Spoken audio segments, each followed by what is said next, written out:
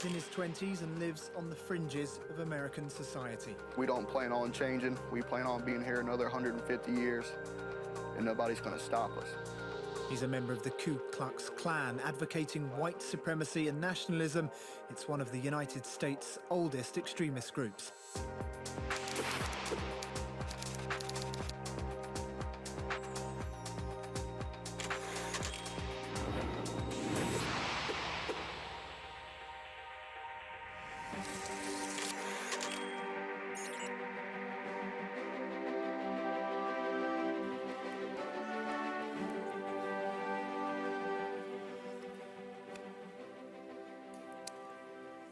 Hi, everybody. Thanks so much for coming back after a lengthy lunch break.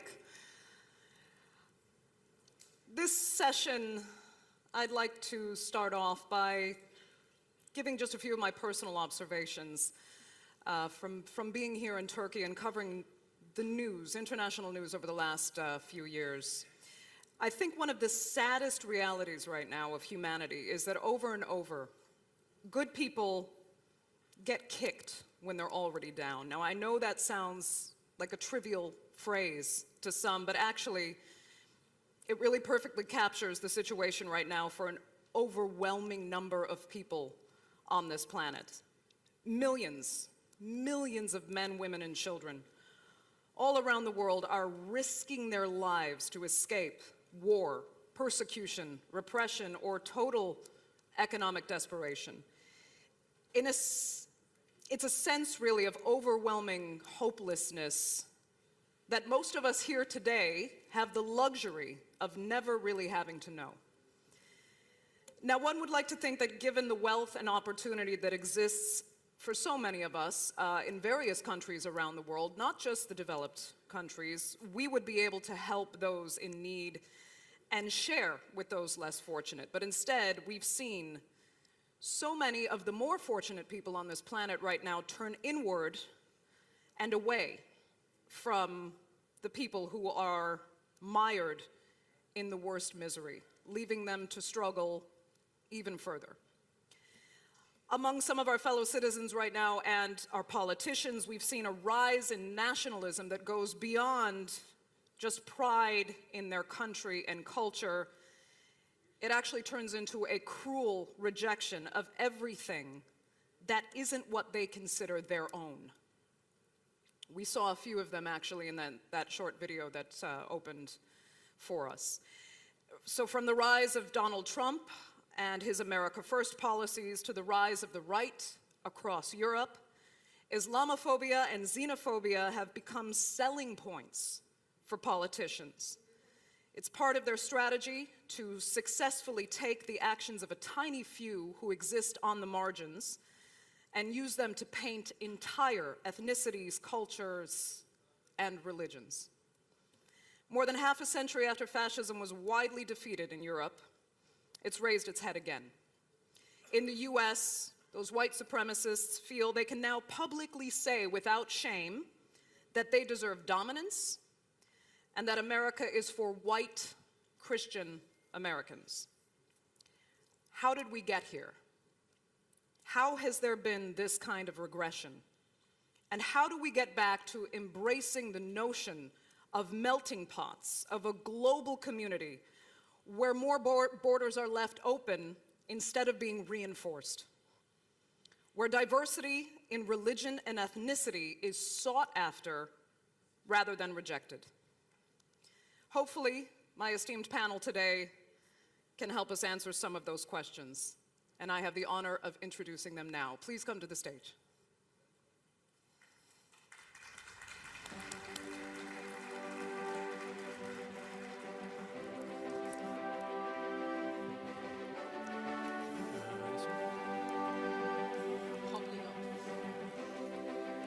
Strong woman, right?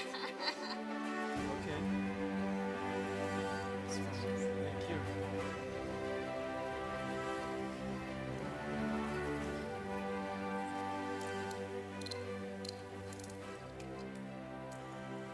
Let me begin by introducing the man furthest from me. Brendan Cox is the founder of the great get-together That's an event organized in honor of his wife, UK Member of Parliament Jo Cox, whose life was taken by an extremist who didn't agree with her view of combating discrimination and hatred.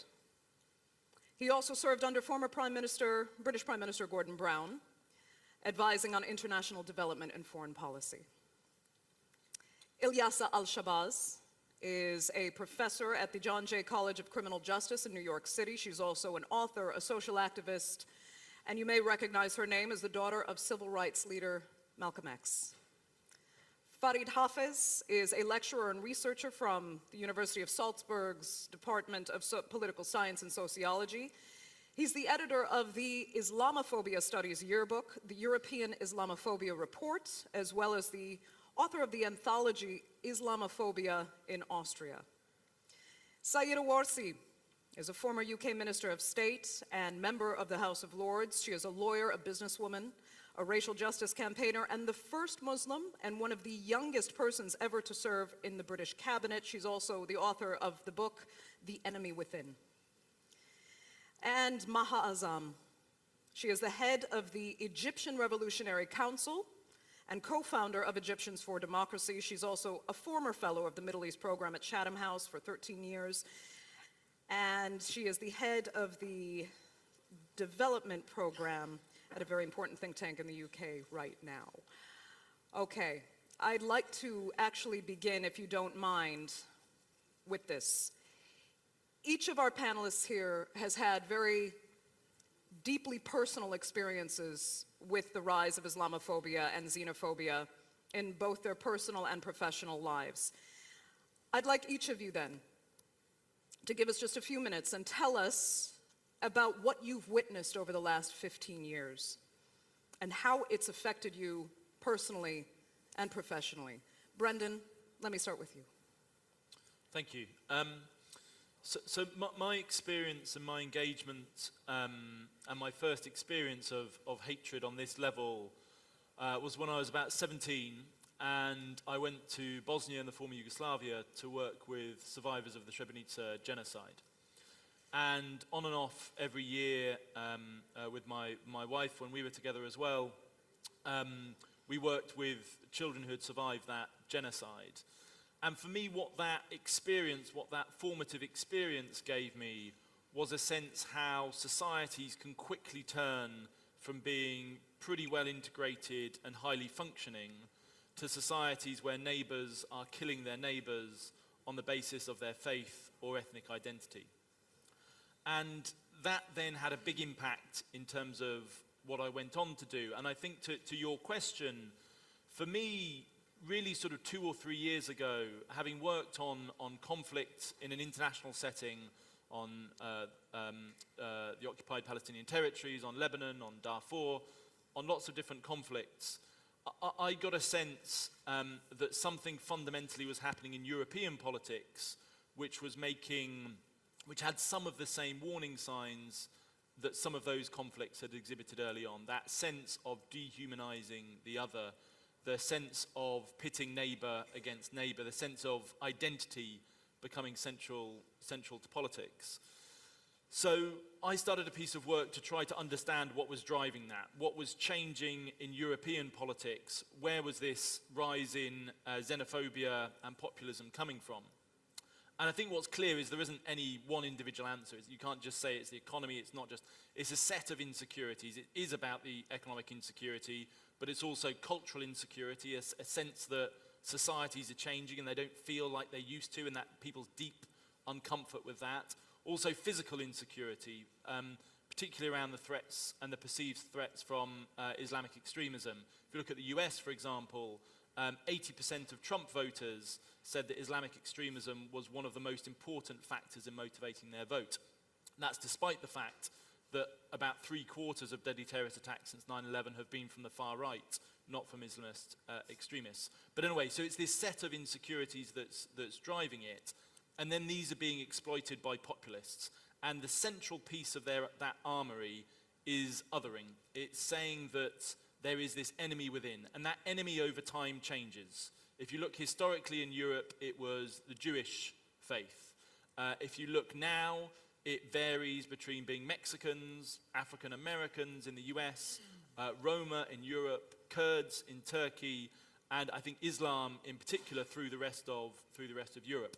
So Islam, I think, is in particular at the front line, but it's a strategy that happens consistently. So in terms of what we do about it, for me, some of the most important things is one about how do we build the institutions that respect the rights of minorities. So that's about an independent judiciary, it's about a highly functioning and independent journalism, those institutions that protect the rights of minorities. That's as true in Turkey, as it is in Britain, as it is in France, as it is in the US.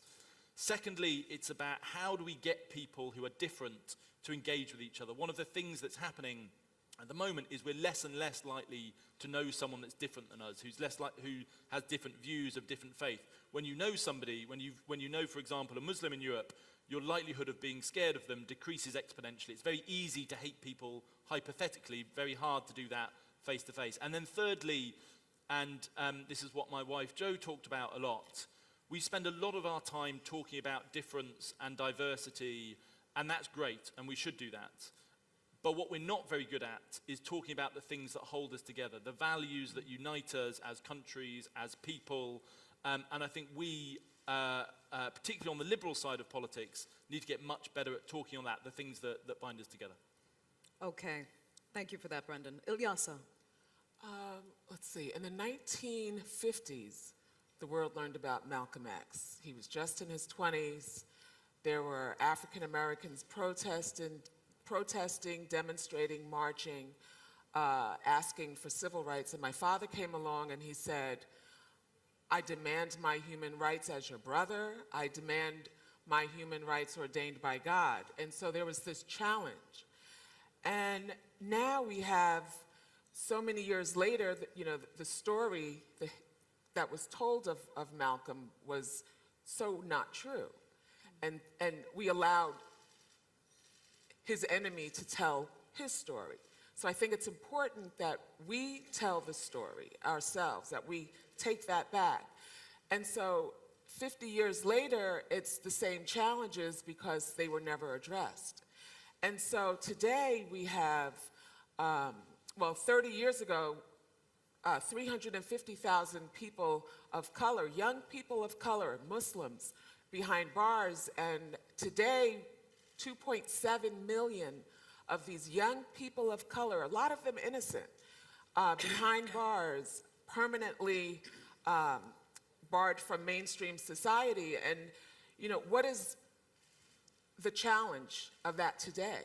And so I think it's extremely important that the educational process, the educational curriculum is inclusive, that we make sure the story of Muslims, the story of women, the story of African Americans, the story of Africa, that we make sure that the educational curriculum and textbooks and so forth tell the story, that we take control of narrating that story. And so it is why I do my books. It's why I wrote a children's book, and why I wrote a young adult book, and why I wrote a book for middle school students, why I wrote a book about women and so forth. So I think it's very important that we tell the narrative of the story ourselves so that we can rid this thing once and for all. And it's not going to happen overnight, but it is going to happen once we grown, forward-thinking, smart adults take charge and write the story ourselves.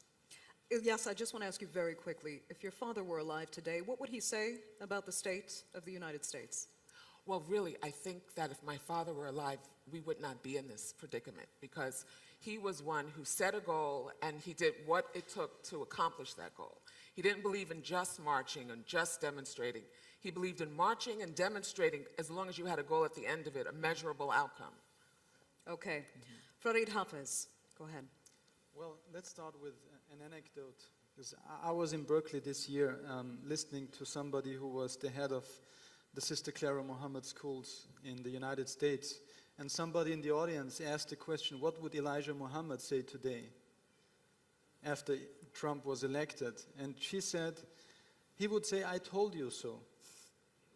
I told you so. And I think this is really informative, because when we speak about Islamophobia, we tend to reduce it to a very new phenomenon. And I think we have to understand the structural system behind it. I very often rather look at the phenomenon of Islamophobia through the lenses of colonialism as a larger picture. We can say there was a peak in Islamophobia after 9/11. We can even argue after the fall of the Soviet Union and the introduction of the clash of civilization theory that there was a peak, trying to frame all the conflicts going on in the world as religious and cultural conflicts. But I think we have to go even further in time and beyond that. And so there are many scholars who would say that Islamophobia actually, in the form we have it today as part of a racial global order, has its roots in 1492, in a global order where, first of all, the colonialization of the Americas started, and after that, the enslavement of black people, and at the very same time, the Reconquista and the cleaning of the Iberian Peninsula from Jews and Muslims, which led to the creation of the imagination of a white Christian Europe. And I think we have to be clear about the fact that Islamophobia is nothing more than an ongoing history of a very long history that has its deep roots in the history of colonization and racism. So we should not be naive to think that Islamophobia is about a false image of Islam and Muslims, but rather that it has a much larger power. And I always like to quote the French philosopher Jean-Paul Sartre, who once said in his book in 1948, after the end of the Second World War, he said, if the Jew would not exist, the anti-Semite would have invented him. So it's really not about what is really going on with Muslims as much as it has never been about what is really going on with black people or the Jewish community. But it is rather about what the people in power want and how they use something to widen their power and to stabilize their power. So beyond the individual level, where you may have to do or not with stereotyping, and may become a victim or not, depending on where you are and what you do as a profession, how visible you are. But I think it's much more about a structural thing. And at the core of this thing is the ability that the Muslim is a human being. And I say this, and if you want a personal story again, I was grown up in the Alps, in Austria, a dominant white country, having a background in a Catholic family, being raised on the countryside. I was called the N-word during my elementary school time, right? Because I was the darkest person they had ever seen in their lives. And I was wondering, me and a couple of other friends, we were very inspired at the age of 13, 14, after reading the autobiography of Malcolm X. So how can it be that somebody living in the Alps in the 1990s can relate to a story that is going on and connected to the slave trade on a completely different continent, who speaks about self-empowerment and about pride in one's own identity? And I think that's one of the two keys that were interesting for us, because suddenly we would see it's not all dominant white people. And I think that's one of the core problems here. To name the problem, white supremacy, as a global problem, and not something located in the West, but it's actually affecting all of us. Be it if we as black people, people of color, Muslims, have an inferiority complex with which we live, with which we navigate through the world today, or if we empower ourselves and have an identity that has a space in our time. Okay, Farid, thank you for that. Sayeeda Warsi. Well, first of all, apologies, I've lost my voice, so bear with me. I'll start with quite a personal story, really relating to the title of my book, which is called The Enemy Within. And the reason I called the book The Enemy Within is because it was something that I was called when I served in government. In 2013, we'd had a murder on the streets of London. A young soldier was killed by terrorists. He was called Drummer Lee Rigby. And shortly after that, we set up a task force to look at potential ways in which we could have done things differently to try and deal with the issue of terrorism. And at the time, I used to sit on the National Security Council. And a right-wing commentator in Britain said that how can we deal with the issue of terrorism when we have Sayeeda Warsi, the enemy, at the table? And what that comment said was that even though my grandfathers, both my maternal and paternal grandfather, had served in the British Indian Army in the 30s and 40s, even though my grandfather had traveled to the United Kingdom in the 1950s to work, even though my father and my mum had worked and built a life for themselves and others, even though I was serving my country at the top table as a Privy Councillor, even though we now were coming up to 60 years in country, as well as a relationship through British India over many, many more decades, what that statement said was, you do not belong, we do not trust you, and therefore you are the enemy within. And for somebody who had grown up in the 70s, when racism was really part and parcel of daily life, who took it for granted that occasionally my father would get beaten up because of the color of his skin, who had over time, as a lawyer, even represented white supremacists in criminal proceedings. I thought I was pretty thick-skinned, but actually that insult really hurt, because it basically said to me that there was no place for you in the society that you consider yourself home. And like most insults, I think that you need to feel them well, and so therefore I wrote the book and called it The Enemy Within, and really proved that insult to be the nonsense that it is. So that's a really kind of personal statement of where I think even after centuries of a relationship, there is still a tension of who is British, who isn't British, who does belong, who does matter, who doesn't belong, who doesn't matter. But I would take issue probably a little bit with some of my panelists, and specifically I think the comments that Farid has just made. I don't think white people dislike black people or brown people. I think white people dislike other white people. I think brown people dislike other brown people. I think black people dislike other black people. In the United Kingdom, we had a conflict, the Northern Ireland conflict, the Irish conflict, which went on for many, many years, which had nothing to do with color. It was white people fighting other white people. It was Christian people fighting other Christian people. And it still continues today. We still have challenges in the United Kingdom with an ongoing issue in relation to terrorism and extremism in relation to Northern Ireland. I think it's much broader than that. I think, first of all, it's about making the case for how we are actually all citizens of a world, and at various times in history, we have lived in various parts of the world, and at various times in history, the group or clan or religion we belong to, or identity that we have, has had it good, and other times it's had it bad. And it's about reconciling that strength of history over a long period of time.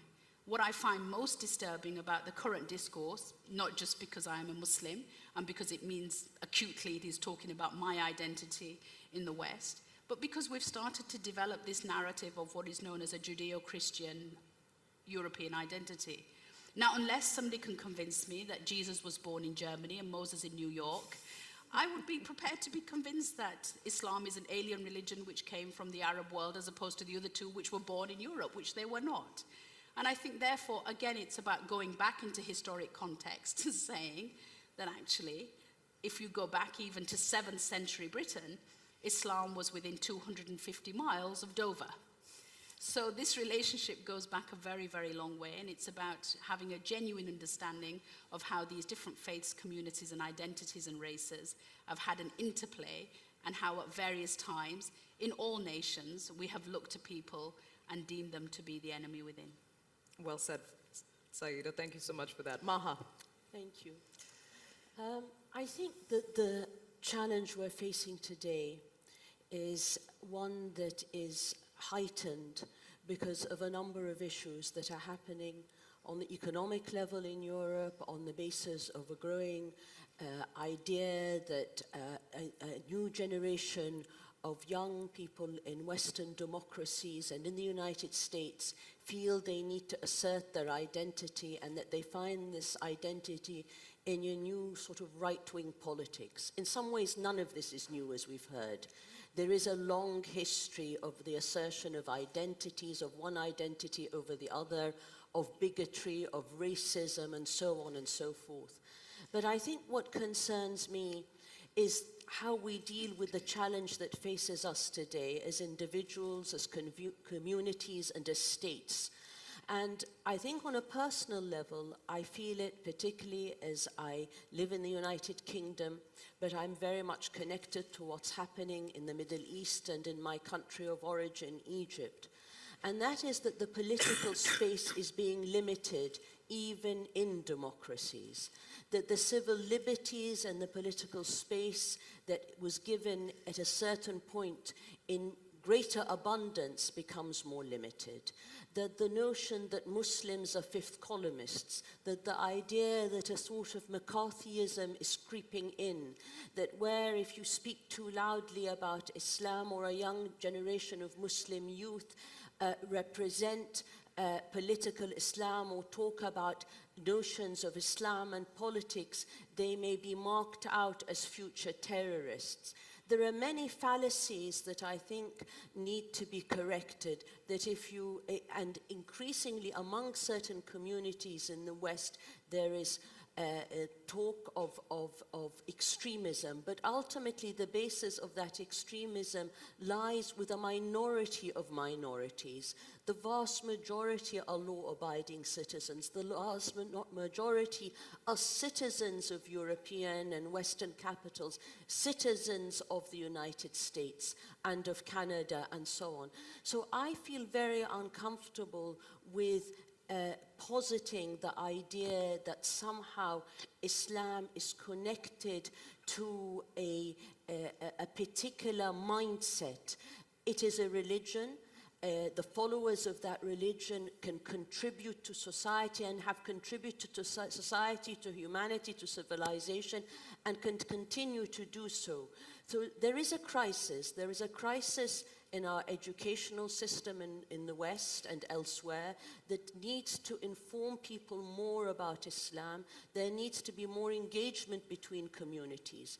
But because I am concerned with the political, and I know that the onus is on the political, I go back to political leaders and put the responsibility on them that ultimately there needs to be a different vision, that political leaders have exploited much of what has been said about Islam. They've often tried to level it out and say we are not against the religion of Islam, and it has contributed a great deal.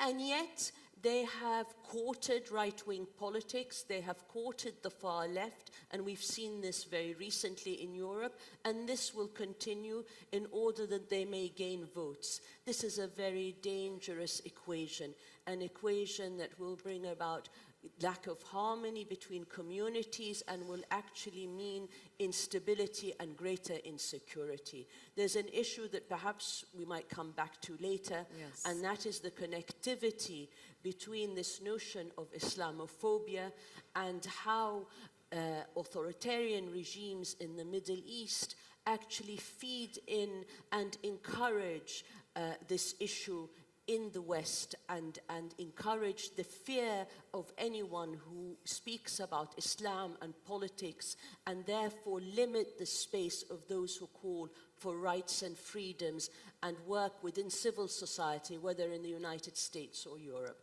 And that is something I'm very fearful of. Thank you, Maha. Sayeeda, as a politician on our panel, I'd like to ask you in particular. I was saying earlier, I feel that politicians should have to serve their terms under oath. They should not be allowed to lie, because they have, and in that, they capitalize on that fear that we've been talking about. They've been able to use Islamophobia and Xenophobia as selling points for their political platforms. And oftentimes they make up facts. They manipulate the public. What can be done to stop that? Why can't politicians serve under an oath of honesty? I think if politicians had to take that oath of honesty, 90% of the politicians in the world would have to step down. I say that as a politician. There are two questions which I used to say politicians should regularly ask themselves in policy making. Do I believe what I say, and do I do what I say? And I don't think that you can always find most politicians would be able to answer those questions. We don't always say what we believe, and we don't always do what we say. It's actually the reason which led to my resignation. In 2014, I found, in the middle of the Gaza conflict, I found that my government, my country, the United Kingdom, was neither saying what it believed, nor doing what it was saying. And at that point, I felt that I had no choice but to step away from that, because I believe that principles override political expediency. But the reason why politicians use the politics of hate and divide is because it works. It elects us to power. It elects people like Trump to the presidency of the United States. And therefore, it's a policy tool and a campaigning method which works. What do we do about it? Well, you know, I always say that there was a really interesting moment when WikiLeaks hit the international conscience. And speak to most of the security community in the US or the UK, and they will say to you that WikiLeaks wasn't really a national security issue. If you go through most of WikiLeaks, it wasn't because suddenly all the bad guys out there found out all our national security secrets and we were now more unsafe. It was because politicians were caught lying. It wasn't national security breach, it was embarrassment. It was because suddenly the world realized that what we politicians were saying was not what we politicians were doing. And what we politicians were saying publicly was not what we politicians were saying privately. So WikiLeaks was probably the moment when honesty came to the fore and made politicians realize that they had to be careful about what they said and what they did and what they wrote down and who saw what. How do we put it right? Well, it's when politicians stick to their principles and start to win, when the public demand honesty, even if it's not what they want to hear. And that, remember, could be quite stark, nasty honesty. It could be somebody standing up and saying, I believe in white supremacy. That's a very honest view that I hold. Then it's only when we have that level of honesty and we start to see honesty start to win in politics that I think you see politicians start to change. I think there's hope. I think we all want to be Canadians right now. I think we all wish we had a Justin in our countries and we were led by somebody who did believe in the power of diversity and inclusivity. But I think we're living in a world where, unfortunately, certainly from my experience, I spent 2.5 years as chairman of the party, that kind of political campaigning wins elections. Brendan, I'd like to get your take on this, because many had said that the politicians in the UK, their ability to manipulate and capitalize on that fear we've been talking about, put your wife at risk. Yeah, I think that over the last 10 years, probably, there has been a orchestrated attempt, not just in the UK, but certainly in the UK, I think also in France and Germany and elsewhere, by a group of populists that are increasingly well-resourced, including by outside states, saw that in the US election, who are trying to turn communities against communities. I think what's happened in the last period, a note of optimism, is that you haven't actually seen big shifts in attitudes. So you haven't seen a whole group of people who were previously quite liberally minded become more aggressive and become more conservative. But what has happened is that people who were already hatred orientated and harbored those hatreds have felt able to act on them. They felt vindicated by the narratives of Trump and Farage and Le Pen and Wilders and the AfD, and therefore they have acted. And so you've seen this huge surge both in public support for those political parties, but also in hate crimes. In the UK this week, the biggest rise in hate crimes since records began, up 29%. So the question is can we, will we still, the social liberalising trend that there has been over the last period, will that continue? Is this the last gasp of the authoritarian haters, the prejudiced groups? I think there's reasons to be optimistic about that. I do think in most of the countries, younger people are more socially liberal, they are more tolerant, they are more comfortable with difference and diversity. But there's also exceptions to that. If you look at France, if you look at Hungary, if you look at Poland, those are countries where actually younger people have the most extreme attitude. So I think what that tells me is that we can't rest on our laurels on this. This has to be an active attempt to rebuild communities that are connected across boundaries. So many things at the moment. The way that we work means that we're less likely to come in contact with difference. The way that we socialize on social media means that we're talking to people like us. We all have a role to play in consciously breaking that down and reaching out to people who are different than us, whether that's on age or class or religion. And I think us as individuals, I don't think we should expect politicians to show that leadership. I think that will come from the grassroots up, and that's where we need to start. Ilyasah, I'm wondering what you think of that as well, because you do work with a lot of youth in the United States. Is this where it has to come from, do you think, in America? I do, I think so. I think that for me, what's most important is that young people are learning, and that because of the internet, they're more educated and they're more informed. And so when there was the Muslim ban, everyone came out on the opposite side to support that. And when we say build a wall, you know, that people are absolutely against that. And I think it's the young people that's bringing this new social movement that will be effective. Are you optimistic? I'm always optimistic. I'm optimistic because I believe that... Naively optimistic or realistically optimistic? I don't know. Some people might think it might be naive, but you know, I don't live my life as a victim as much as I could. And I think it's important that we recognize the power that we have when we say the system, when we say the government, when we say all of these different organizations. These organizations comprise of individuals. They comprise of people. So how do we get the people to change? When are we going to have the discussion? When are we going to address the challenges that we know exist? If we all know that there is something wrong, it says that each of us is responsible to do something about it. When we say that someone is an activist, it should be a way of life. And so if something is wrong, if women are being oppressed, if Muslims are being oppressed, if the educational curriculum is inaccurate, then then it's about time we do something. And that was the beauty of my father. He did it. He didn't fear any man, he feared God. And that's how he was able to make the accomplishments that he did in such a short lifespan at such a young age. Farid, I'm interested in getting your opinion here too, especially given the political context of Austria right now, which really highlights everything we've talked about. Sebastian Kurz himself seemed to have adopted some of the credos of the far right in order to gain votes and essentially win this election. Maybe you think he had that already within him and just became more public about it when it seemed like it would gain him some additional votes. But still, where does that leave Austria now? Well, I think Austria here is also not an exception. And you see these trends in so many European countries.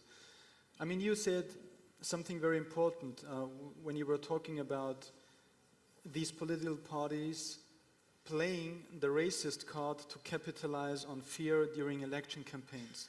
And I think that's one of the explanations why these centrist right or centrist left parties really co-opt all the policy claims of the far right. And I think there is, in addition to that, another aspect. And I think this is very crucial. And again, tells us a lot about the power structure of white people. 50 years ago, when most of the Muslim immigrants in Europe were poor working people that immigrated with, most of the cases, if we keep Britain aside, less education. Nobody had a problem with Muslims, right? The problems and the restrictions for Muslims' lives only started when their daughters and sons in the second and third generation started becoming educated, started not to clean the house of the Justice Department, but tried to become attorneys and walk in the house as lawyers. Then you had the bans for the headscarf for attorneys and court justices, right? So it is very much here again about how much space do you give those people who you see as a threat to your power. And I think this is really what it is all about. I mean, I'll just give you the example of Angela Merkel. I mean, everybody is crazy about the current president of the United States of America. And at the backdrop of this, people speak about Angela Merkel, the German chancellor, as the leader of the free world, which is true to some extent if we take like the issue of letting in immigrants, refugees, 1 million people. But at the very same time, I mean, a few weeks after that, she was saying, well, we have to discuss a full-face whale ban, right? And it is again the country where in 9 counties you had a ban for the Muslim headscarf for teachers in public schools. This is the same country we're talking about. So we should not be fooled to restrict this phenomenon on the far right, the Tea Party, the KKK, which is coming up again in Charlottesville and other places, but really see the problem as being in the center of our system. Sebastian Kurz as a person, I think, since I know him since 12 years, I think he does not really care about the issue itself. I think it is very much a calculation during election campaigns. But the program I see behind that, the project which is to rule and govern the post-colonial subject, this is what it is all about. These people who are the working people in the global south, who have immigrated to the heart of the Western Empire, they are the ones now who want to have equal rights. And now these people think about how to rule these people. That's what it is in essence, I think. I would actually like to touch on something with you, Farid, and I'm going to play, in a sense, devil's advocate here, because you and Ilyasah seem to agree that there's value in feeling almost a sense of empowerment through your identity, to be a strong Muslim, as your father advocated for, Ilyasah. But there are people who will say that that empowerment through identity can further divide people, and that there's more to be said for humility in your identity, and I can see Sayeeda nodding her head there, and that is what can bring people together, instead of differentiating them according to their religion, culture, ethnicity, whatever it may be. This humility in identity is better to take us forward. But I think that when you say Muslims are bad, Muslims are terrorists, Muslims are all these negative things. Right. When you say African people are bad, African people are dirty, African people are ugly, African people are dumb, that you have to love yourself. You have to know your value and Absolutely, your worth but the risk... in order to love and do for others. That you have to have some good sense of self to love and help and do something for the next person. Absolutely. My fear is instead we see people pushed to other extremes. Sayeeda, go ahead. I know you do have thoughts on this that I value. Are we pushing people to cultural and identity extremes by labeling these issues as strongly as we do and making them such integral parts of political platforms? Well, first of all, we're talking about national identity and religious identity. And my religious identity has no nationality because, as I keep saying, Islam is a river. It takes the color of the bed over which it flows. The manifestation of Chinese Muslims is very different to North African Muslims, is very different to South Asian Muslims, it's going to be different to British Muslims. And therefore, for me, I don't feel that you can say that Muslims are, say, from the South, or, like I said, you know, Jesus wasn't born in Germany, Moses wasn't born in New York. So therefore, I feel that there is no conflict between having a European identity and having a Muslim identity. Turkey is a fantastic example of that. But I think there's a distinction, and if I can play devil's advocate here, on a personal level, I think my Islamic identity is about me, it's not about you. My Islamic identity, my Islam is a rule book for me. It's not a lecture series for you. It's a ruler that I've used to measure myself against. It's not a stick with which to beat you. This is about me. And it's only when I know me and be truly comfortable with who I am that I can truly accept you for who you are. So I think on a personal level, I think having a strong religious identity is a positive thing. It's why when I went to the Vatican, I said, Europe needs to be more Christian. It needs to be more sure of its own heritage. It needs to stop fearing the Muslim because it doesn't feel Christian enough. I rarely see people, I think sometimes, certainly in Europe, of strong faith, who kind of not find a way to find that middle space. But what I also say, and again playing devil's advocate, is that the problem that we keep talking about at the moment is there a pan-Islamist movement where Muslims like Muslims and Muslims associate with other Muslims and Muslims have an affiliation to other Muslims? And, well, yeah, of course they do. Doesn't everybody? I can happily carry on in the United Kingdom with all my co-nationalists, and I think I'm living a normal life, and then I suddenly go to, I don't know, Turkey, and I meet another Brit, and he's like my brother, my sister, because he's my same nationality. I have an association with that identity. I mean, isn't Israel built on the fact that there's a pan-Judaism? Isn't the theory on the fact that we want to take Christian refugees only based on pan-Christianity? Isn't there a religious identity that's existing with other religious communities across the world? Why should we see that as a negative thing? And I think when you feel that you have an association with somebody else because of their religion, I associate with you because you're a woman. I have that connection. I associate with many people in this hall because they're Brits. I have a connection. I have a connection with Brendan because he and his wife had a connection with Yorkshire, the region that I come from. But I also have a connection with many people in this room because I'm Muslim. And I don't see why I should be ashamed of any one of those connections. Maha, I've been watching you listen patiently. Go ahead. I think one thing I would like to pick up on is your notion of humility. And it troubles me somewhat because one of the main things that concern me is that wherever you are in the world, there are freedoms and rights that you have to fight for if they're taken away from you, that you have to speak up for, and that the idea of somehow Muslims should be perhaps pursue a line of humility, there is a kind of connotation there that they should integrate quietly.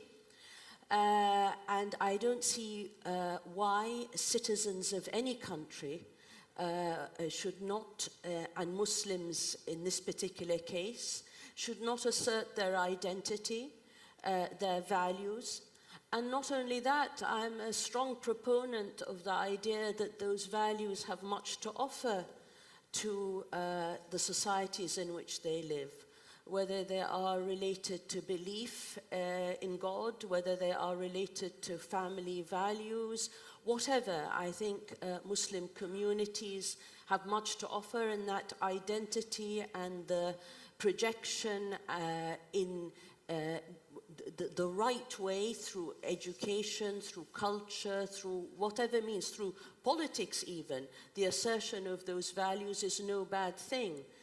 When other religions and other groups do it, we don't accuse them of anything. We either agree with them or we disagree with them. We don't say they are, that this is the first step to some kind of takeover or jihad. And the Muslims should be allowed to assert their identity and rights wherever they are in the world.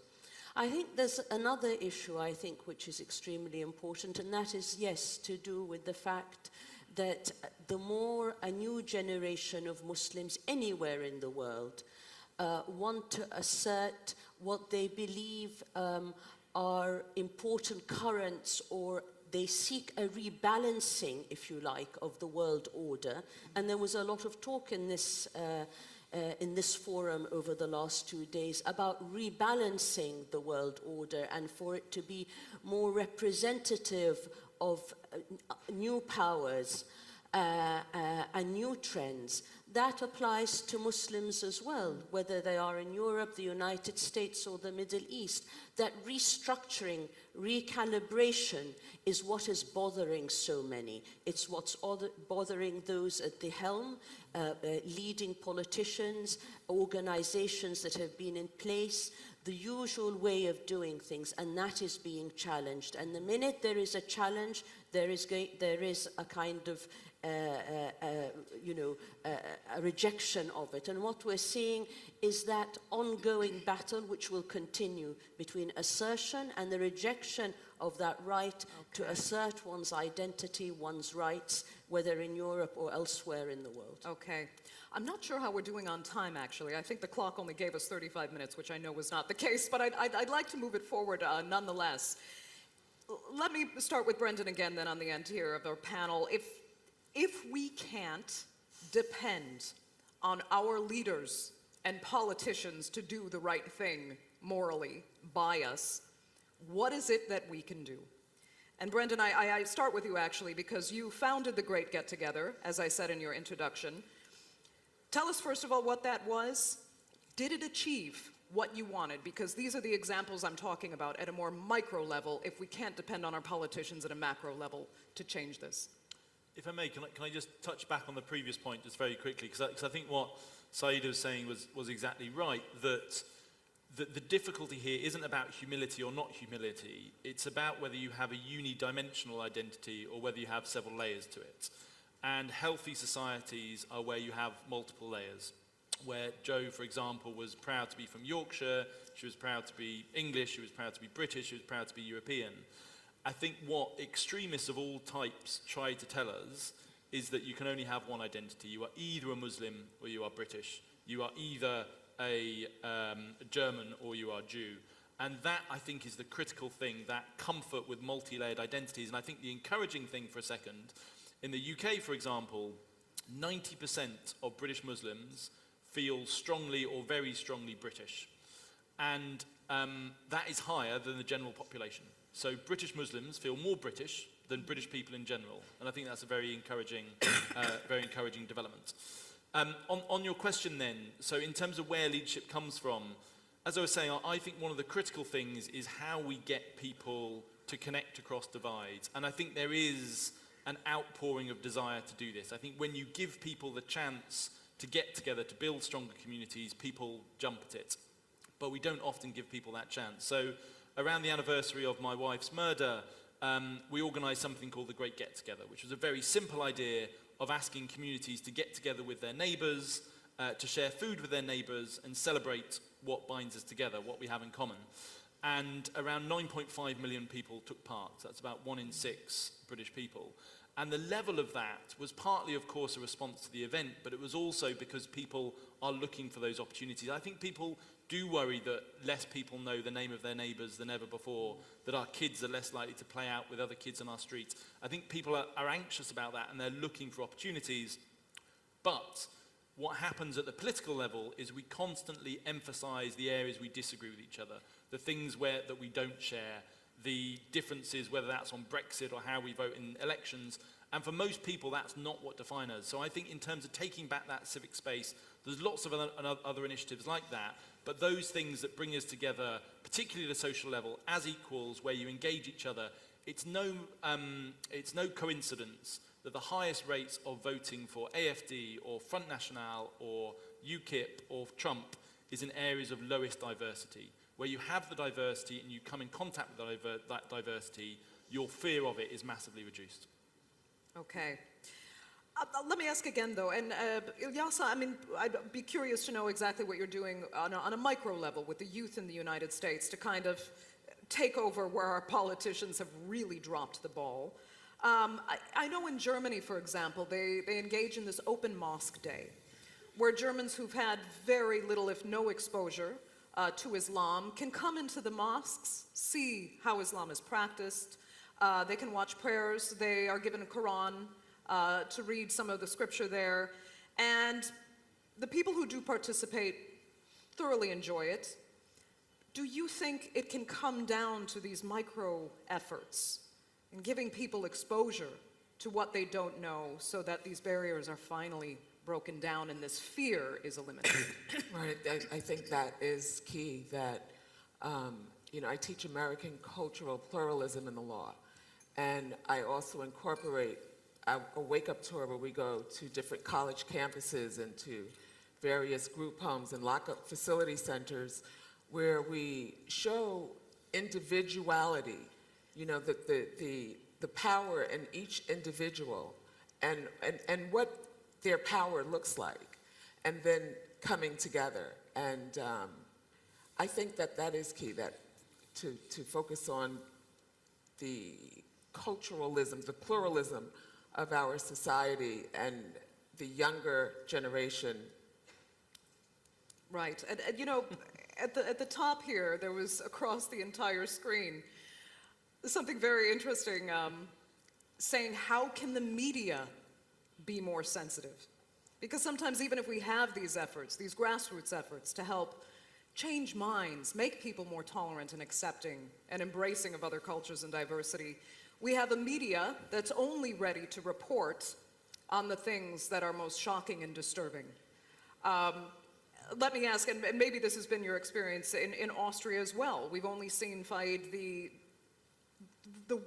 most threatening parts of the refugee crisis portrayed through the media in your country. Is there a real issue there with the media? It's not just the politicians, it's also the media shaping opinions, and I'm not saying intentionally necessarily. I mean, our job is to go out and report what happens, and a lot of what happens is not particularly positive.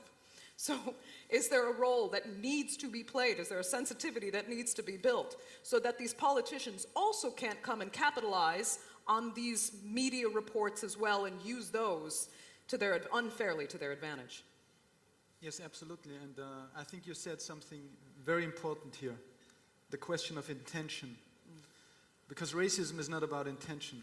Racism can very often just be the usual system we're living in, and we're reproducing it without being intentionally racist, right? So racism is a structural problem. Islamophobia is a structural problem. And let me say at this point, I really do very much appreciate the fact that you, as TRT World, are hosting this very panel at this moment of the time. Why? Because I know from research, which is only case studies, but at least it is some studies that have been done on this issue. Even like Al Jazeera English does not differ that much from CNN in the way they cover Islam and Muslims, right? So I think it is very important to be self-critical and reflect upon which role do you play as a TV channel in the reproduction of racism, be it intentional or not. So I think, there are a number of things that you could say at this point. If we talk, for instance, about what happened in Charlottesville and how Donald Trump was reacting to it, a crucial role here is how the media reports on it. Is it white supremacist, nationalist, racist agents? Or is it just common people? Is it whenever a terrorist attack by a POC person happens, is it a brown, black, Muslim terrorist attack? Or is it a terrorist attack which is in essence always about a political struggle where religion plays a role at some certain stage of the process? How do we name things? And I think what has been talked about before, this issue of identity, and I think also both positions are not very much contradictory to each other. The question here is, and that's how I would judge the world we're living in Europe. We're all living together in peace, if it's about personal issues. Pluralism is the reality of most people. But this is really not what it is all about. It's not about the reality. It's about the perception that is produced. And I just want to give you one very, I think, insightful example. Adolf Hitler had a personal doctor who took care of his mother. And his name was Eduard Bloch. He was a Jew. And he used to say, if all the Jews would be like you, we would be fine. And if you speak to any Muslim or POC person in an audience, and that's what I always do, and I question people, who has ever heard in his life, if everybody would be like you, we would all be fine. And believe me, 90% of the people would raise their hands. So it is not about the real living together in everyday life. It is about structure. And media and politics is part of the structure. Because most of the surveys say if 90 or 80% have a very negative perception of what Islam and Muslims stand for, it's only 15% who have a personal experience with Muslim people. So what does that tell us? It tells us that this discourse is mainly produced by media outlets and by politics. So one of the most important things is take back this religionization of everything and the Islamization of everything. The political, social, economic struggles that are going on, and we are Islamizing them by calling it out and marking it as Muslim, even though there is no Muslim thing about it. And as she said before, my colleague, I mean, we are Muslims as private people, maybe. Maybe some are publicly Muslim. But at the end of the day, the religion is a very private thing.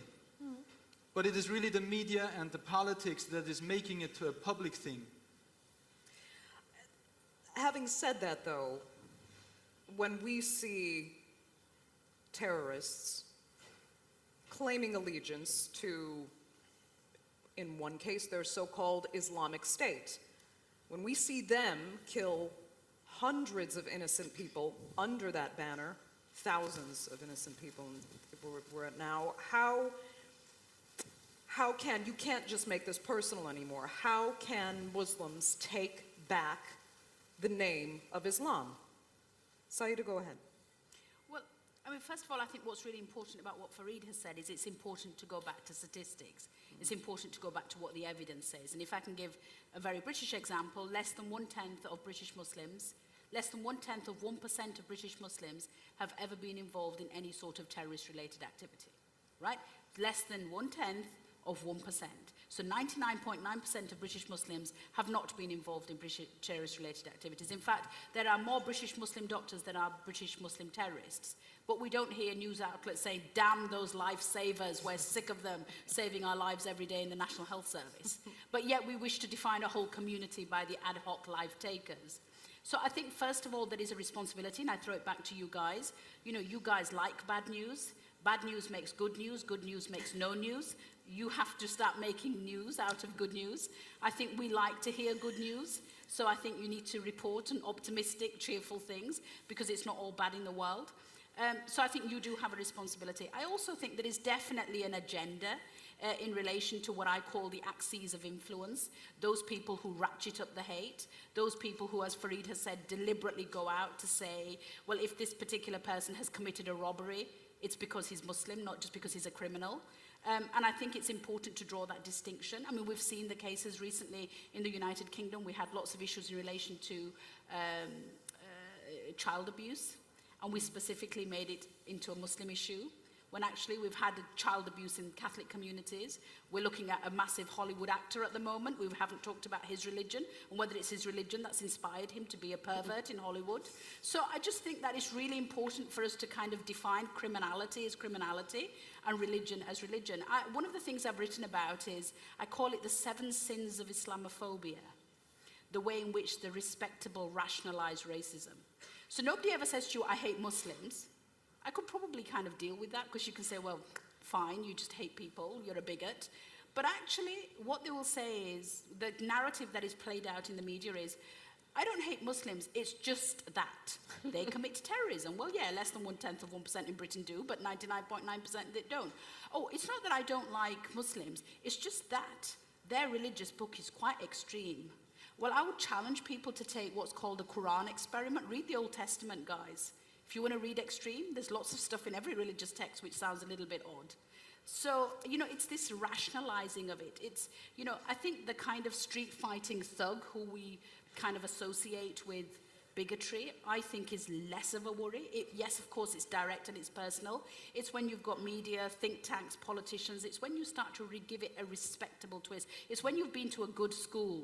It's when you wear a nice suit. It's when you turn up on the BBC and say, what Britain needs is less Islam. And 3 weeks later, we see the Finsbury Park attack. So I actually think that the media does have a responsibility to, one, report good news, and secondly, just go back to what the facts say rather than actually trying to sensationalize this. This was picked up in the UK during the Leveson inquiry that came off the back of the hacking issue that we had in the UK, where certain editors were actually saying to journalists, go out and find a Muslim story. You know, unfortunately, bad Muslim stories sell. And we have to get to a point when we have to start selling good Muslim stories, because there are enough good Muslim stories out there. Fair enough. I'm going to take up a point now with Maha that you said. We need to define criminality as criminality. That is fair enough. But an unfortunate reality right now that particularly Europe is dealing with, in this influx, this massive historic influx of refugees and migrants, we have to come to terms with the fact that not all of the people, this is just a basic human reality, not all of the people coming over these borders are good people. There are criminal elements among them. I would venture to say no one would be more motivated to escape than a criminal who knows that they could be persecuted for criminal activity in their own countries. They will be the most ambitious in trying to get across borders. And they do come across borders. And unfortunately, they are not being screened separately from the general refugee population. They are all, in essence, thrown into the same pot. And I give an example, I won't name names, this is a friend of mine who interviews asylum seekers in Germany. And she admitted to me that it frightens her because some of the people she has had to interview, she knows, have jihadist tendencies. And they are not compatible, let's put it that way, with the values of the Germany that she has now lived in for 4 decades. Are we missing an opportunity, Waha, to separate those people that are scarring the names of all the good and decent refugees and migrants that are coming into Europe? Are we missing an opportunity to take them out of the equation with tougher screening processes, even if at times it may seem biased or unfair, to take them out of the equation so that the people most deserving of this asylum status can properly settle in Europe and integrate better into the societies in the West? I hear you, but I don't understand how that should be related to Islam or Islamophobia. Screening, I'll get to it. Screening and finding out that someone in a batch of people, refugees, this gathering, a group of people outside have a criminal record and the authorities act upon it, good and well. But the idea, again, that somehow there is a connectivity between a wonderful group of nice families that have had to flee the terror of the Assad regime, and amongst them there may be a few jihadists, and somehow we have failed to pick them out because they're going to be ready to create terror in Europe. Of course, if we know that someone has a criminal record, someone is trying to enter through illegal means and is actually has connections to a terrorist group, of course, intelligence services, others and so on should ensure that they stop this person. But I think I need to come back to something we mentioned just a little bit earlier. The role of the media in also ensuring a disconnect between the issue of terrorism and any reference to Islam. A crime is a crime, a terrorist act is a terrorist act. Terrorist activity happens in the United States from white supremacists. So I think, in a sense, that association with Islam is is a challenge. It's a challenge, I believe, that particularly TRT can try to deal with maybe better than other news channels have. I also think that there isn't enough attention given to those Muslim leaders, religious leaders, heads of various political organizations that do come out and condemn these acts of terrorism and say they do not represent us, who clearly speak out against Daesh, who clearly call for the end of any kind of radicalization among the youth. Their voices are occasionally represented, but they need to be represented much more powerfully and much more strongly. That understood, but we have to be realistic about the fact, the very unfortunate fact, that a few people can tar the name of an entire group. And I'm going to give you another example. The dozens of cases of assault on women that were reported in Germany on New Year's of last year in Cologne. The police came out and honestly had to disclose that most of the men they had arrested for perpetrating these assaults were men of North African origin. Okay? This is a hit that the entire Muslim community will have to take, unfairly so, but it is just reality. My question was, what can we do? Is there something that can be done as far as policy is concerned to try and keep those elements away so that they cannot unfairly tar the names of good and innocent people? This is a question regarding security. Okay. When criminals who are white, we don't know whether they're Christian then, because no one talks about their religion, but let's say they are white and Christian, it doesn't then, you don't discriminate against a whole community. You don't say they've tarnished an entire community. So in a sense, we're putting a different criteria when we're judging Muslims. And we need to be fair and use exactly the same criteria. I repeat, if there are criminal elements in any society or among any community, they are criminals per se, that's it. And then the law must be carried out against them. If there are processes by which there can be greater security and so on, against whatever the orientation of that criminal, that should be the case. The mistake we're making is we are focusing on criminality of people who hold Islam as a religion, and in any case then it doesn't make them Muslims anymore if they rape or kill or whatever. And we are saying that is a reflection, or it reflects badly on the community. No more so, no less so than if they came from a non-Muslim community or background. And can I say, there's an exception to that. Can I just say, yes. Even when you look at American history, or if you look at the slave trade, the African slave trade, the largest forced migration of a people in the history of mankind, who was behind that? White Christians. And so that's like, now if you go around the world, forget about just the United States of America, and if you say that all whites, all Christians are criminal, it was a crime committed against one's humanity, one's human rights. And so, it really does depend on who is telling that story, who is showing that. I think that narrative, though, has the benefit of so much time has passed that it has been pushed from memory. We speak today of the contemporary issues we're facing, which could also fade from memory in a century's time. Go ahead. I think there's an exception here in relation to a person who says, I am committing a criminal act and I'm doing it in the name of my faith. Because, look, if somebody stands up and says, I am going to murder you and I'm murdering you because I'm murdering you in the name of Islam, you can't then say, well, actually, Islam's got nothing to do with that, or we don't have to explore that question of why that person is motivated to do that. But if somebody stands up and says, as we had in Cologne, I am going to abuse this girl and I'm going to do it just because I'm a misogynist and I'm a bit like the man in the White House, I believe that women are inferior and I can do what I want to them, well, then they're not doing that in the name of their faith, they're doing that in the name of misogyny. So I think it's really important to draw a distinction between criminality done and the religion of the person who is committing that criminality, which I think is irrelevant, or criminality done in the name of a faith, which has been done in the name of Christianity, it's been done in the name of Judaism, it's been done in the name of Catholicism, it's been done in the name of Islam.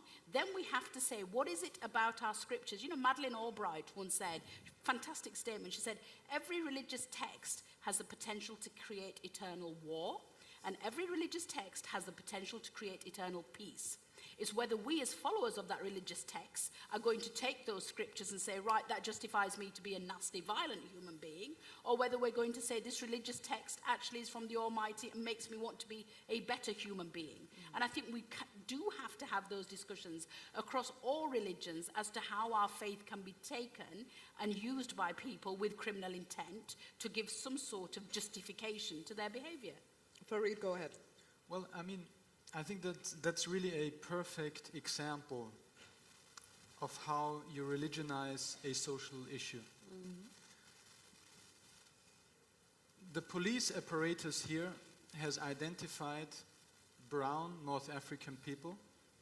The media made them to Muslims, and the different state departments in different European nation states after that introduced sex education for refugees because they were from Muslim background. And the whole media debate we had was about an imagination of a hypersexual brown black Muslim male. This was the discourse for more than 1 year. I mean, you can read that all in this European Islamophobia report. Nearly in every country report we had this issue coming up. So what would be the question which I would raise here is, what is the challenge here for media to do? For me, it is to look at what is really behind it. What is the social issue? Why are these young, jobless, North African guys here doing that kind of thing? And then you look into social issues. But we did not have this. We had institutionalization at the backdrop of an Islamophobic discourse which criminalized a whole entity of people throughout Europe. This is what we had from this debate on. So I think this is really a perfect example where you can see like how one media takes an issue up and reproduces it without critically really asking what is really behind it. In Germany, you have the Oktoberfest, right? There is so many sexual attacks happening there by white male. Okay, nobody cares because it's white male. It's part of our culture. We're drinking beer next to it, right? So we do not exceptionalize it as a hypersexual, black, brown, Muslim men who do this kind of attacks. And I think that's really one of the problems. And it's a problem especially in the non-Anglo-Saxon world where you don't even have a word to name whiteness because the people just don't want to criticize it themselves. Well, we want to outgroup and exclude the other. We have a language for that, for naming them. We call them Muslims, we call them black people, although they never would identify them first and foremost as such, but rather as human beings. But this is the whole issue about the religionization. That's what I mean when we politicize Muslim identity. That's what's going on. You have institutions that are built up on the basis of these discourses. And it's without these discourses, you would not be able to do it. How can you rationalize and how can you propose to have sex education for refugees? If not before that, framing them as hypersexual, male, aggressive people. It's not possible. So you need this kind of discourse for that. And I think this is really a challenge to all media outlets to critically review and see what is behind this and not to reproduce it unintentionally. I have many friends in journalism. They just don't have the time, but they have to take time to critically review their own language, to critically review their own categories through which they are seeing the world, portraying the world. I think that's really a challenge also if TRT world does not want to be a reproduction of all the discourses that we have in the Western Hemisphere, but rather an alternative that gives voice to the voiceless and that looks at these issues in a much more differentiated and sophisticated way. Farid, excuse me, I just wanted to better understand what you were saying in respect here. There was sex education given to male Muslim refugees, and you see that as an immediate characterization of them being hypersexualized, and that they would need... By the media coverage. By the media coverage.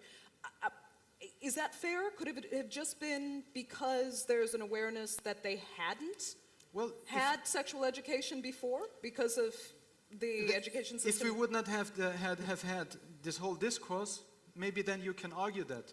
But why not introduce sex education and anti-rape education during the Oktoberfest? For white German males. It is part of the German public school curriculum, for example, to have that, to include that. Now, if these criminal men go beyond that and commit these... Well, so if this is the case, then all the refugees who have entered Germany and other European nation states would have gone through all the education process as anybody else, right? Possibly. Okay. I've just been watching Brendan take notes as we've been speaking the whole time, and I'm just curious to get your take on the opinions you've heard. So again, a note of optimism. So the vast majority of people in European countries do not blame religions for the actions of an extremist. So in the UK, when you poll people and you say, is it fair or accurate to assume that because a Muslim claims that they have committed an attack because of their religion, that reflects on the faith. And about 80% of people consistently say, no, that isn't a fair assumption. So I think you're definitely right that there's a political attempt to do that by some of the extremes, and sometimes the media either tries to do that or falls into a habit of doing it. I think one of the things we have to get better at, I think one of the problems that we have is that we tend to only talk about Islam in Europe off the back of an attack. So whether that is a terrorist attack or whether it's something like happened in Cologne or the sexual abuse cases up in the north of England. And we have to get better at telling a story about Islam day in, day out. Now that's a harder job to do because it's not a crisis, it's not obviously newsworthy, but there are ways to doing it. And that's, I think, both at a cultural level and at a news level. So at a cultural level, I think one of the biggest positive impacts on British attitudes towards Islam has been the Great British Bake Off, where this woman, Nadia Hussain, won this sort of quintessentially British baking competition. And it did more to destigmatize and to challenge people's perceptions, probably than anything else. Similarly, Mo Farah, one of the UK's greatest athletes, we have to get much better at telling the stories of those people and other ordinary Muslims, because otherwise, if you ask people to picture a Muslim, they think of al-Baghdadi or they think of somebody at the most extreme ends. We have to change that picture. And I think part of that is about pushing the media and trying to challenge the media to do that better.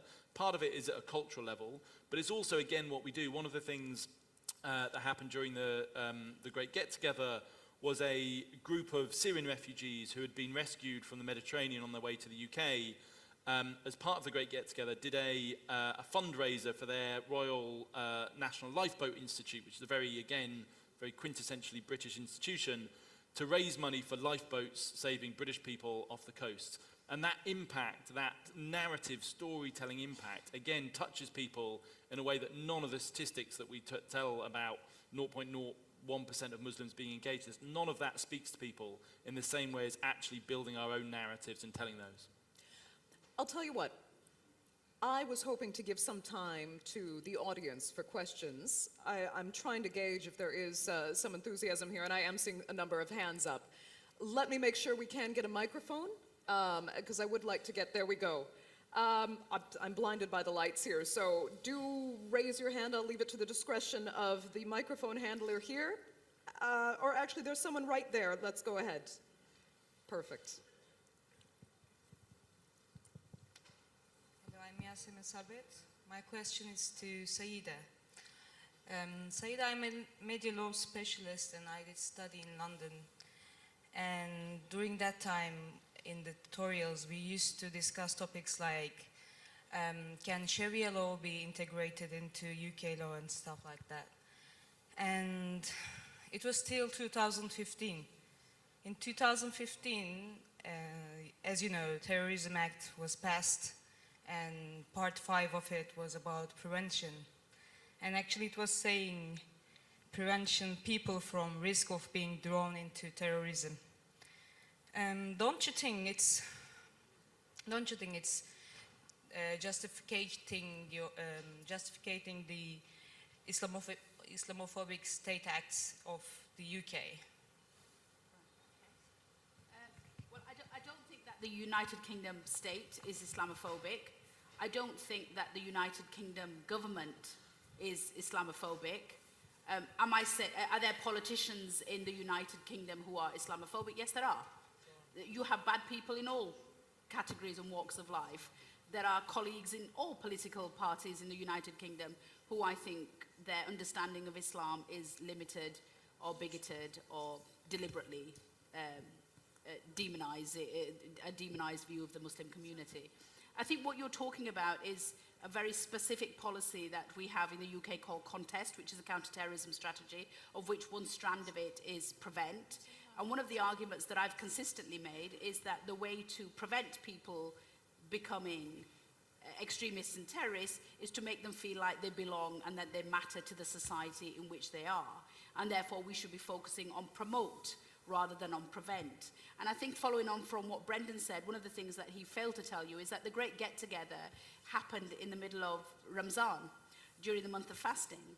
And during Ramzan, we had mosques up and down the country and there's an initiative which I started when I was in government called the Big Iftar. So on certain days during the month of fasting, mosques open up their doors and everybody comes and shares an iftar with the Muslim community. And the Big Iftar partnered with the Great Get Together, and they held joint events all across the country. And we had Muslims making and serving food whilst they were fasting to their community who ate, and then they shared a fast together when they broke fast. So I think that there's some really fantastic examples of, and I think I need to say this, and I kind of slightly apologize to my other European colleagues here. Britain has got its challenges, but it is far better than the rest of Europe.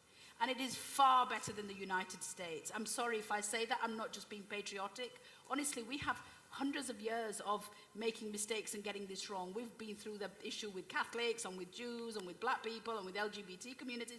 We've been through this mill. There's lots and lots of communities in Britain who over time have been seen as the enemy within, and we've worked our way through it. And the kind of respectable fascism that you have elected in places like Austria and Germany and France, I mean, the far right never get into power in the United Kingdom. We don't have members of parliament who've been elected by the far right sitting in our parliament. So I think for all the challenges that we have in the United Kingdom, and I spend a lot of my time telling my country how it could be better, I still feel it's far better. In fact, the closing words in my book were that the fog of fascism is coming in from east and west, and the canaries in the coal mine are British Muslims. Because if we get it right with British Muslims, I think we can be a great beacon of how the rest of Europe can reconcile itself with Islam. Okay. I saw some very enthusiastic hands up over there. If we can keep your hand, there you go. Hi, Dilek Yalçın from TRT World. I am a journalist and also a linguist, and I believe that most of the problems lie behind misconceptualization and using wrong discourses. So, and the title of this session is also the politicization of xenophobia and Islamophobia. And I have been thinking over this problem or issue for a long time, and I think this is the right platform to ask this, or maybe to change this here. Why do we use Islamophobia instead of anti-Islamism?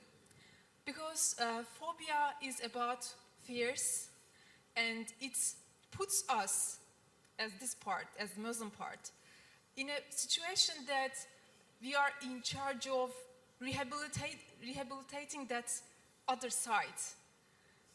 But anti-Islamism makes the other side to have more action for the solution.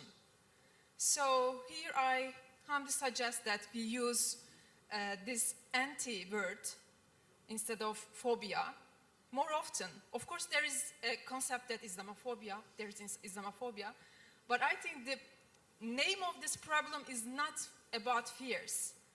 It is about actions, and using the correct concept and discourse will make everyone to find correct solutions. Thank you.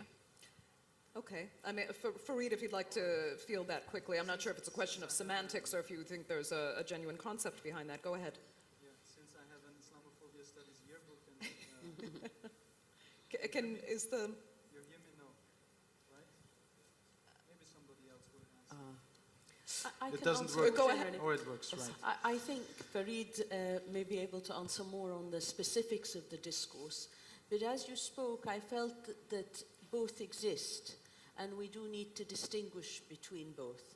There is an Islamophobia, a fear of Islam, among communities and among individuals who don't know what this religion is about. And as we've heard today, when you get to know even a Muslim on an individual level, when you learn more about that religion, that phobia may decrease. That phobia is played upon by politicians and groups that have a particular agenda. I think that goes on irrespective of another trend that continues, and that is an anti-Islam, an anti-Islamic, an anti-Islamist, an anti-political Islam. All these are different versions of agendas that are carried out by certain groups within governments, outside governments, by particular groups that conjure up a fear of Islam for a particular purpose, either so that we have a continuity of a particular political policy towards some Islamist groups, towards foreign policy issues, and so on and so forth. I'm not talking only about extremist violent groups like Daesh and others. I'm saying there are agendas that are anti-Islamic, that don't want to see a change again in the balance of power in certain majority Muslim countries. And there, yes, we have to perhaps distinguish there and talk about very particular anti-Islamist positions rather than Islamophobia. Okay, there's a hand over there and a hand over here. We probably have time for 3 or 4 more. Go ahead. Hello, I'm Kamal Argan. I'm teaching history of religions down in Konya, Necmettin Erbakan University.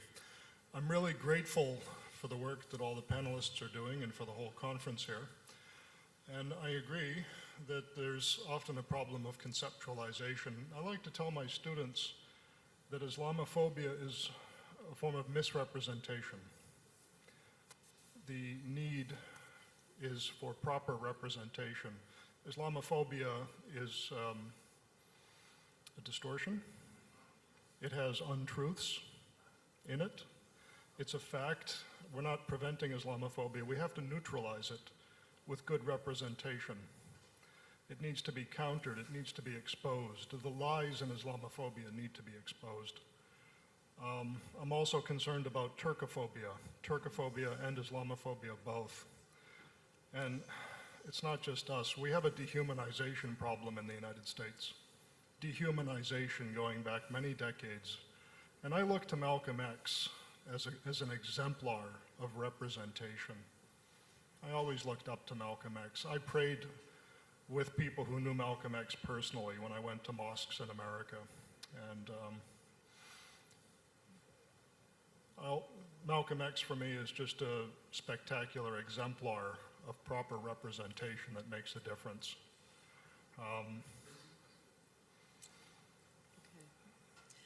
I'll leave it at that. Thank you very much. Thank you so much.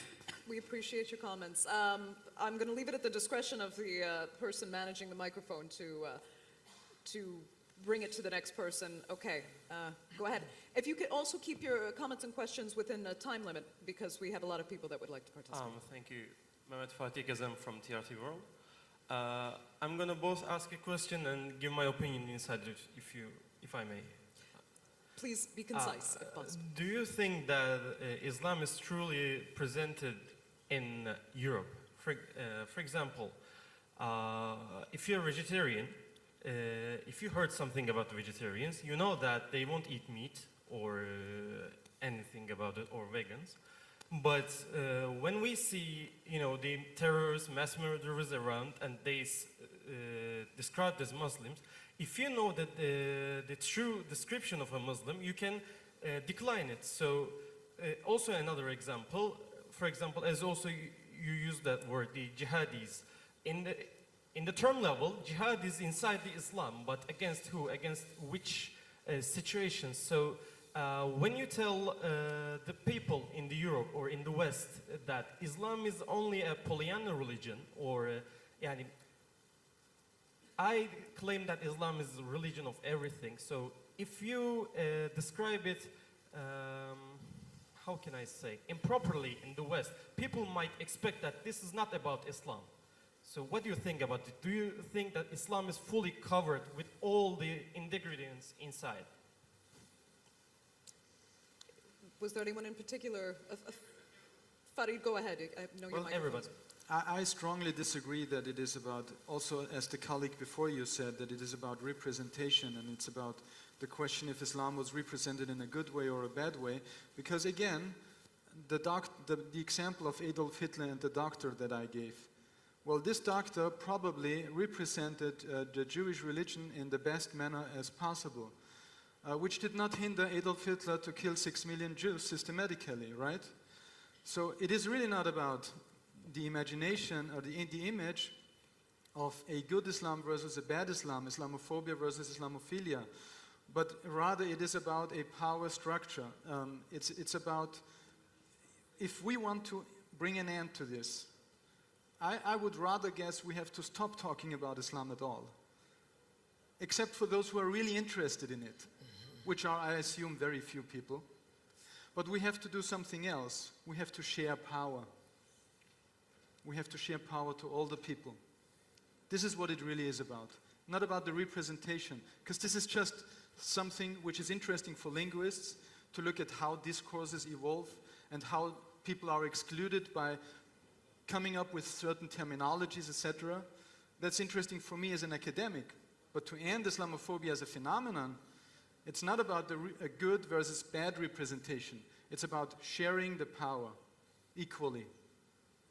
Can I just add a quick addition to that? So I think that there's a danger in us treating Islamophobia very differently than the other xenophobias. I think what is clear, and therefore this is less about the internal dynamics of Islam and anything to do with the individual realities of Islam. Othering has a very strong history in politics. Pretty much every society has done it, whether it's been about Jews, currently Mexicans and African Americans in the US, Kurds in Turkey, Roma in Eastern Europe. That othering is used very effectively by politicians to gain power. Now, I don't think those two things are in conflict with each other. I think you can try and address both of those. So I think, yes, experience of people does change your perception of them. So had, for example, Adolf Hitler known a lot of Jewish people as he grew up, it's likely, statistically, he would have had a less prejudiced attitude towards them. But that is not the only way you can solve this. The other way you solve it is by taking on those power dynamics and that narrative. And I think one of the most important things we need to do, it's less, again, about talking about the other, and it's more about talking about us. So what's our narrative about our own country? What's our inclusive patriotism that has a role for difference and diversity in it? I think it's that narrative that we need to spend more time building, rather than just talking about the individual groups. And I think following on from that, what's really important for me as a policymaker, as a politician, was where I felt most concerned was where we made policy in government which was inconsistent between communities. So what we didn't say is that this kind of behavior is wrong per se, and therefore anybody who displays this kind of behavior is considered to be an extremist. What we did was we defined it in a way where we said this kind of behavior is wrong when it's within Muslims. And as soon as you start to exceptionalize policy making, as long as you start to apply policy making in an inconsistent way, when it's not transparently applied equally across communities, then you end up with a community which feels quite rightly exceptionalized because we're exceptionalizing them. So I think it's a really important point that when we, not only do we find things in common, but also when we make policy, that we do it in a way which is in accordance with kind of rules of policy making, which is consistency, transparency, applying the rules of natural justice. Okay.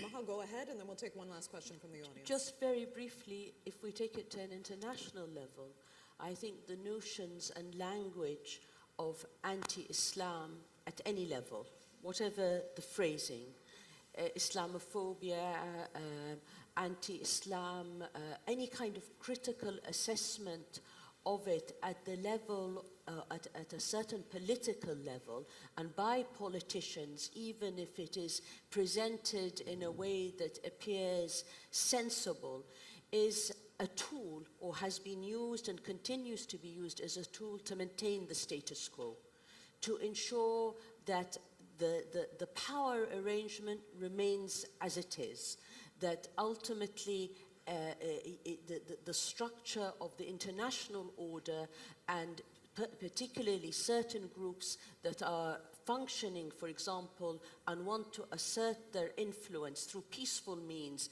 in Muslim majority countries, also do not raise their head and can't change the political order.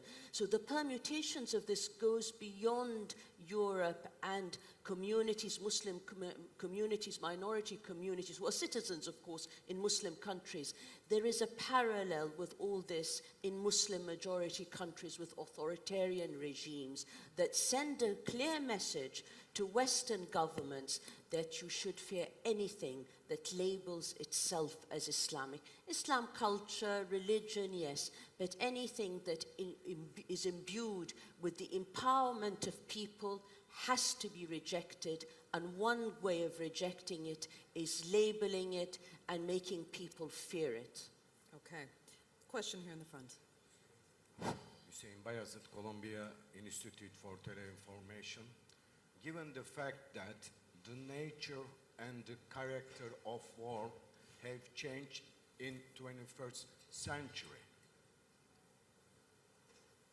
information warfare and operations, epistemologic warfare and operations, proxy warfare, public opinion making warfare are waged through by using traditional and modern media instruments. From that perspective, Islamophobia is a symptom through which the Muslim world are targeted in order to continue the hegemony of liberal international rule-based system. From that perspective, Farid, Hafez, would you like to evaluate on the Islamophobia in this specifically in Austria? Thank you.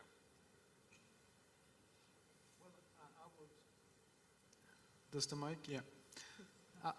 I would agree. Right. I mean, this is what it is about. I mean, I did not put the word hegemony in my vocabulary at this point, but that's what it is all about. It's about the hegemony of... I mean, I'm not so into warfare studies, so I can't use this kind of language because I'm not fit in it. But you're right in terms of it's about holding power. I mean, that was my whole point, right? And I mean, let me just also give a comment to this whole Islamophobia notion issue, because many people discuss that. And I would just want to give a very pragmatic answer to this. The former head of the Anti-Semitism Studies Center in Berlin, when he retired after serving this institution for more than 20 years, he said anti-Semitism is not really the right word to name it, but we all know what we mean by it. And I also have this very pragmatic approach towards the issue of Islamophobia. Meanwhile, the whole globe knows what we mean by it. And I think it's very important also to take into consideration that the Islamophobic agents put a big focus on questioning the terminology itself. But what happens at the same time if you come with the concept of anti-Muslim racism, or anti-Muslimism, or anti-Islamism, or whatever, they will also challenge it. So this is very much about a political, scholarly, you would call it warfare, supposedly. Let's say it's a struggle in my wording. And I think we have to be aware of these debates going on all around the globe in order not to empower the wrong side in this struggle of also naming issues. And I think it's good to have a word to which we can all relate in order to be able to say this is a problem. Much more of a problem here, in my opinion, is the confusion about what we mean. And I think this is what we had discussed before. Like, is it about the image of Islam or is it about power structures, right? And again, coming from a very much informed by Foucauldian theory, language is power, power is language. So we have to be aware of that too. Okay. From the other side. Sayeeda, you've got 38 seconds. Final Okay, well, comments. Islamophobia really, I prefer the word anti-Muslim hatred, but Islamophobia, I would say controversially at the end, is a sliding scale, because there are people who hate Muslims, there are Muslims who hate other kind of Muslims who are not their kind of Muslims, and then there are people who are not religious who hate any kind of religious people. And so I think it's really important that we recognize that there is a sliding scale of hate. How we define it are just words. I mean, you know, how do you define Muslims who hate other Muslims? Sectarianism. It's just another form of hatred of not your kind of a Muslim. So I think it's really important that what we say is we don't, I think it's really important for British Muslims, if I can end on this. You know, for me, it's the next generation. I became a grandmother this year, and I looked down at my grandson and I thought, you know, what is the world that he's about to grow up in? You know, how will he be seen in Britain? And I genuinely feel that he will grow up in a world where he knows that lots of people love lots of other people, irrespective of their religion and colour, and lots of people dislike other people because of their religion and colour.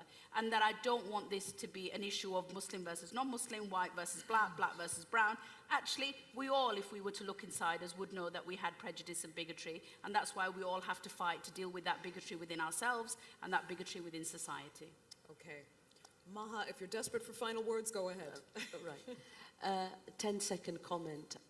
The issue of society and people liking or disliking each other is not going to change. But the onus and the responsibility is on politicians and the political order to ensure that certain trends and certain bigotry and racism is not encouraged by them. And that is the fear today, that we have world leaders that are encouraging certain trends in order to maintain a particular power structure. And that is what we need to work against at a grassroots level and at a political level, at every level throughout society and through the media.